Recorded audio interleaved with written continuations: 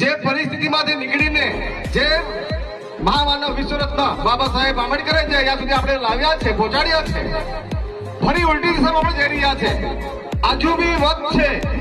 મેં વારંવાર જાહેરમાં કહ્યું, આજે બી કહીશ, દરેક સાથીઓએ એટલું જાગૃત, એટલો પોતાના હક અધિકાર જાણવું પડશે.